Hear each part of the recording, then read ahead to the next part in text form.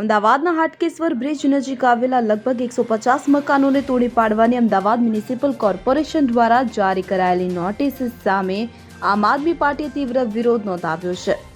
આપના નેતાઓએ સ્થાનિક રહેવાસીઓની મુલાકાત લઈ તેમની સમસ્યાઓ સાંભળી અને કોર્પોરેશનના આ પગલાંને ગેરજવાબદાર ગણાવ્યા હતા. પાર્ટીએ આક્ષેપ કર્યો છે કે એએમસીએ રહેવાસીઓને નવા ઘર આપવાનો વાયદો કર્યો હતો, પરંતુ હવે માત્ર 7 દિવસમાં મકાનો ખાલી કરવાની નોટિસ આપી દેવામાં આવી છે, કે જેને કારણે લોકોમાં અસંતોષ ફેલાયો છે.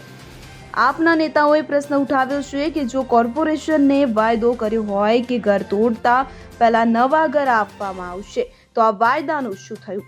તેમણે સવાલ કર્યો છે કે આટલી ટૂંકી નોટિસમાં લોકો ક્યાં જશે?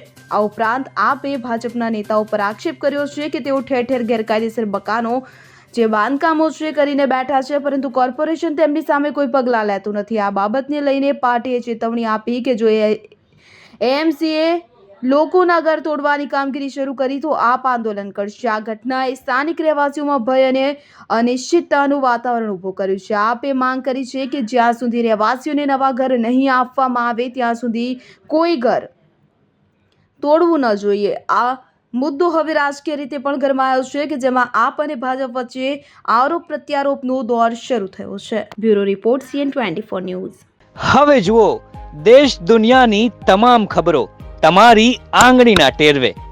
ઉઠાવો મોબાઈલ અને Google Play Store પરથી ડાઉનલોડ કરો અમારી CN24 ન્યૂઝ મોબાઈલ એપ.